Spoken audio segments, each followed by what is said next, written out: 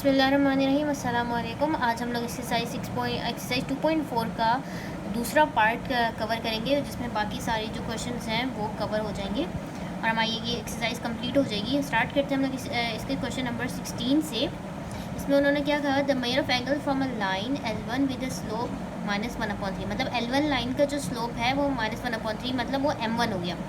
To line L2 is 135, मतलब एक angle दे दिया इन्होंने हमें और एक स्लोप दे दिया। Find the slope of the line L2, मतलब हम लोगों ने M2 निकालना है। स्टार्ट करते हैं हम लोग क्वेश्चन। हमें क्या दिया हुआ है, M1 हमें दिया हुआ है -1/3, थीटा हमें दिया हुआ है 135 डिग्री और हमने M2 निकालना है। तो हम लोगों ने जो एंगल का फॉर्मूला पढ़ा है वही अप्लाई होगा इसके अंदर। tan थीटा हमारे पास इसके इक्वल होता है M2 minus M1 upon 1 plus M1 M2। ये फॉर्मूला पढ़ा हमने। तो tangent of 135 equals to M2 minus M1, M2 -1/3 तो +1/3 हो गया। डिवाइड किससे हो रहा है, 1 plus M1 -1/3 M2। Tangent of 135 हमारे पास -1 के इक्वल होता है।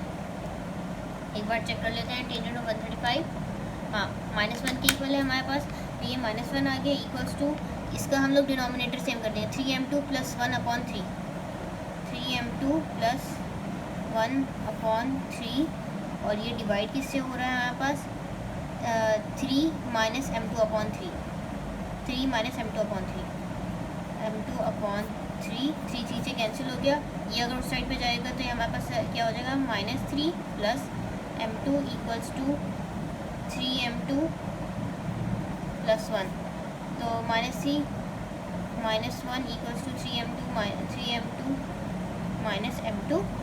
तो ये मेरे पास हो गया -4 और ये मेरे पास क्या हो गया, 3 - 1 2M2।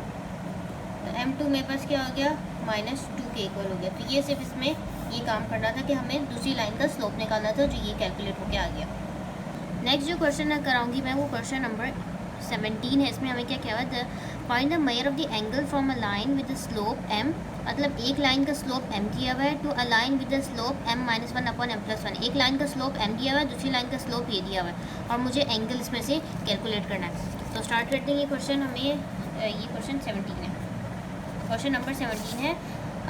M1 हमें इन्होंने दिया हुआ है M और दूसरी लाइन का स्लोप हमें दिया हुआ है M-1/M+1। अब हम लोग एंगल निकालना है। एंगल हम लोग किस तरह निकालते हैं, M2 - M1/1 + M1 M2। तो tan थीटा मेरे पास इसके इक्वल हो गया। M2 मेरे पास क्या है, M-1/M+1 माइनस M डिवाइड किससे हो रही है, 1 प्लस M1 की जगह मेरे पास क्या आ गया M और M2 की जगह मेरे पास क्या आ गया M-1/M+1। डिनोमिनेटर सेम कर देंगे तो मेरे पास क्या आ जाएगा, M-1 minus M² minus M, क्योंकि अगर मैं M+1 को उससे मल्टीप्लाई करके मैंने डायरेक्ट लिख दिया, M+1 उससे मल्टीप्लाई डिवाइड होगा जब भी डिनोमिनेटर सेम होगा। तो M+1 इधर से मल्टीप्लाई हो रहा होगा तो M² + M होगा, जो कि माइनस साइन की वजह से दोनों -M² -M हो जाएगा। और नीचे हमारे पास यहाँ पे क्या आ रहा है, M+1। फिर मेरे पास नीचे जो है, इसके नीचे क्या आएगा, M+1 आ जाएगा। M+1 को यहाँ से मल्टीप्लाई डिवाइड कराऊंगे ताकि डिनोमिनेटर सेम हो, तो M+1 आ गया प्लस M² माइनस M और ये मेरे पास आ गया M+1, जो कि यहाँ से कैंसिल आउट हो गया। tan थीटा मेरे पास इसके इक्वल आ गया -M माइनस M, ये हो गया -1 माइनस M²। ये मेरे पास डिवाइड किससे हो रहा है, M माइनस M आ गया और 1 प्लस M² आ गया। अब मैं क्या करूँगी, सिर्फ और सिर्फ इसमें से माइनस कॉमन ले लूँगी, तो ये मेरे पास 1 प्लस M² हो गया और ये मेरे पास 1 प्लस M² हो गया, दोनों कैंसिल आउट हो जाएंगे। तो थीटा मेरे पास किस क्या हो जाएगा, tangent inverse of -1 which is equal to 45 -45 हो जाता है। थीटा मेरे पास क्या हो जाएगा, -45 नहीं, ये -45 नहीं, ये हो जाता है हमारे पास टेंजेंट इनवर्स माइनस है हमारे पास 135 डिग्री के इक्वल होता है, या हमारे पास होता है अगर आप उसको रेडियंस में लिखें तो 3π/4 हो जाता है। नेक्स्ट जो क्वेश्चन है वो क्वेश्चन नंबर 18 है। इसमें हमें क्या कहा हुआ है कि find the tangents of the angles of the triangle. Tangents of the angles of the triangle का मतलब यह है कि हम लोगों ने एंगल किस तरह निकालना है। जो टेंजेंट का मैंने एक ही फॉर्मूला बताया एंगल्स निकालने का, उससे हम लोगों ने हर साइड का एंगल निकालना, मतलब 3 एंगल्स निकालने। और अगर मुझे टेंजेंट का फॉर्मूला अप्लाई करके एंगल निकालना होगा तो उसमें तो हम लोग स्लोप्स इन्वॉल्व हो रही थी फॉर्मूला के अंदर। इसका मतलब मुझे हर साइड का स्लोप निकालना होगा सबसे पहले। तो मैं सबसे पहले क्या करूँगी, हम निकाल लेते हैं, स्लोप निकाल लेते हैं। ए बी वाली साइड के स्लोप को हम कह देते हैं m1, बी सी वाली साइड के स्लोप को m2 और इस वाली साइड के स्लोप को m3 कह देते हैं। और हमें मुझे पता है कि ये एंगल यहाँ से एंगल ए जो निकलेगा वो ए बी और बी सी वाली साइड से निकलेगा। एंगल बी जो निकलेगा वो ए बी और एंगल ए जो निकलेगा वो ए बी और ए सी वाली साइड से निकलेगा, बिकॉज ये एंगल जो है इन दो साइड्स के दरमियान है। इसी तरह एंगल बी जो निकलेगा वो ए बी और बी सी वाली साइड से निकलेगा। एंगल सी जो निकलेगा वो ए सी और बी सी वाली साइड से निकलेगा। जो भी दो लाइंस कनेक्ट करी होंगी जिनके बीच में एंगल बन रहा होगा, उनके स्लोप्स को हमने बस टेंजेंट के फॉर्मूला में पुट करना है। तो सबसे पहले हम लोग अगर स्लोप एम ए बी निकाल लें, सॉरी जिसको हम m1 कह रहे हैं, एम ए बी कह लो आप लोग या m1 कह लो, एक ही बात है। वो हम लोग वो किस तरह निकालेंगे, y2 - y1 upon x2 - x1। तो 1 - 3 4 + 1, ये मेरे पास क्या हो जाएगा 1 - 3 - 2 अपॉन 5, -2 अपॉन 5 ये आ गया। और दूसरे जो है स्लोप मैं निकालूंगी m2 जो बी सी वाली साइड की निकलेगी, -2 - 3 अपॉन -5 + 1 जो हमारे पास आ जाएगी 5/4। और मैं तीसरी स्लोप निकालूंगी m3 which is of the side AC। तो हमारे पास क्या हो जाएगा -2 - 1 अपॉन -5 - 4 जो हमारे पास आ जाएगी 1/3।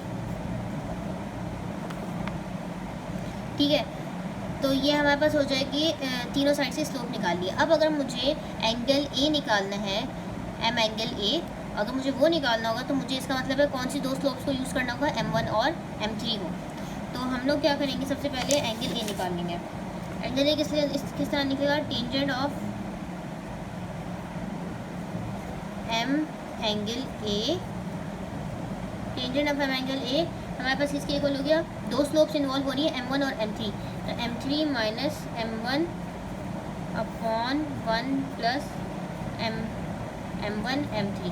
ठीक है, तो m3 हमारे पास क्या दिया हुआ है इन्होंने 1/3 माइनस प्लस हो जाएगा क्योंकि -2/5 है, -2/5 + 2/5 हो गया। और ये डिवाइड किससे हो गया 1 + m1 हमारे पास क्या थी -2/5 और m3 हमारे पास क्या है 1/3।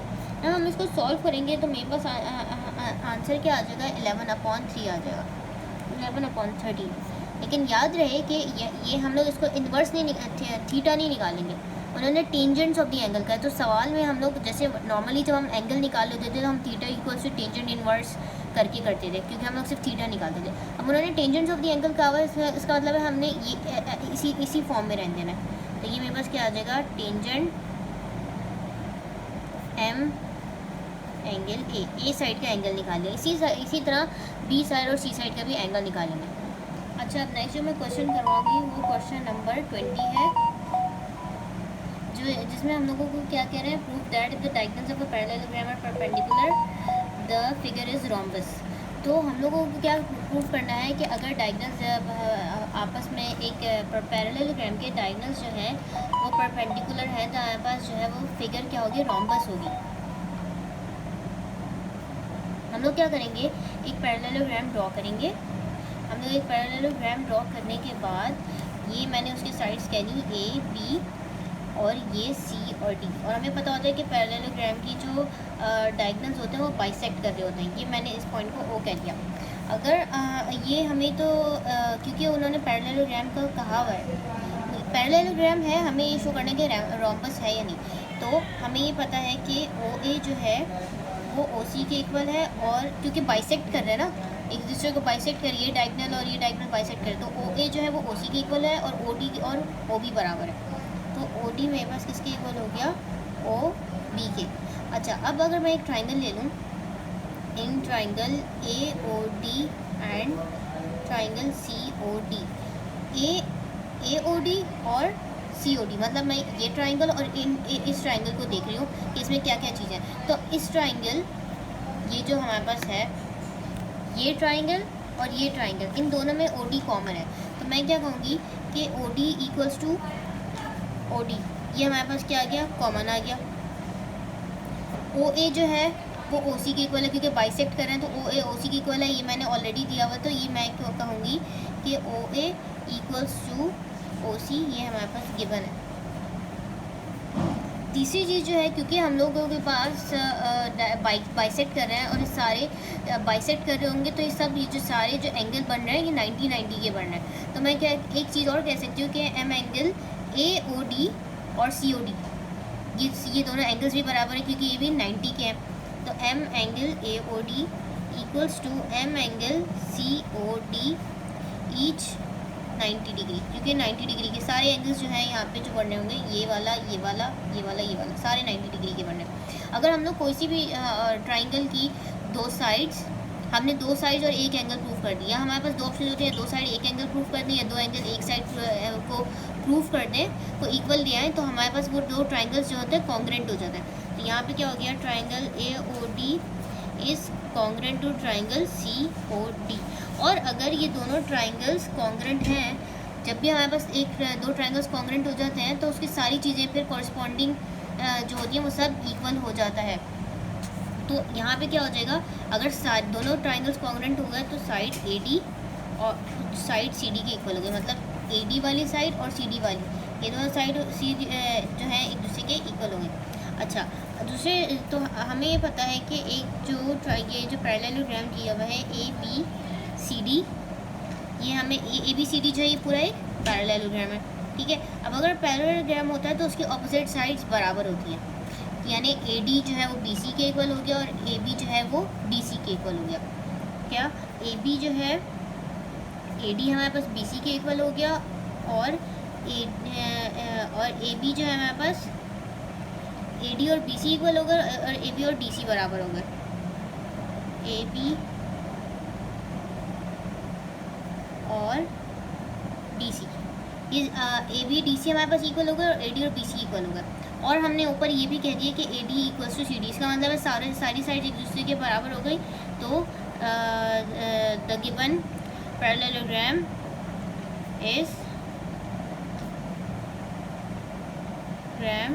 Is rhombus. ये हम लोगों ने इसको एक थ्योरम के ज़रिए इस क्वेश्चन को सॉल्व कर लिया। अच्छा, नेक्स्ट हम लोगों ने जो लास्ट क्वेश्चन इस एक्सरसाइज का करना है वो क्वेश्चन नंबर 21 है। इसमें हमें क्या कहा हुआ है, show that the line segment joining the midpoints of any two sides of the triangle is parallel to the third side and equal to 1/2 of its length।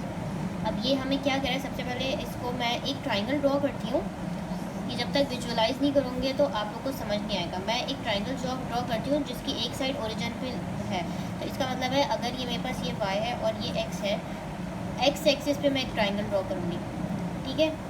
ये x एक्सिस पे मैंने एक ट्राइंगल ड्रॉ कर दिया और ये क्योंकि origin है तो यहाँ पे मेरे पास जो है ये a हो गया, ये b हो गया और ये c हो गया। अब इसके कोऑर्डिनेट्स किस तरह लेंगे, ये ओरिजिन पे ड्रॉ किया मैंने, तो ये मेरे कोऑर्डिनेट्स 0 0 हो गए।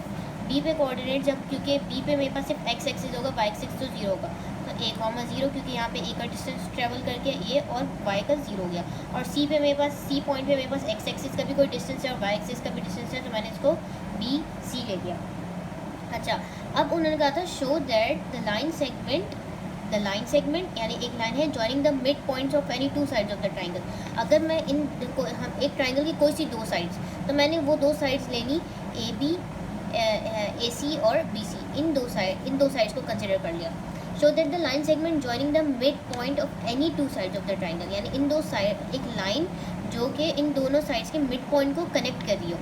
ए सी वाली साइड का फर्स्ट करो मिड पॉइंट यहाँ लाई कर रहा है और बी सी वाली साइड का फर्स्ट करो मिड पॉइंट यहाँ लाई कर रहा है। तो the line segment joining the mid point of any two sides of a triangle, यानी इन दो साइड्स ले ली मैंने और इनका जो एक लाइन ड्रॉ कर दी, the line segment joining the mid point. इसका मिड पॉइंट AC वाली साइड का मिड पॉइंट ये हो गया और BC वाली साइड का मिड पॉइंट ये हो गया।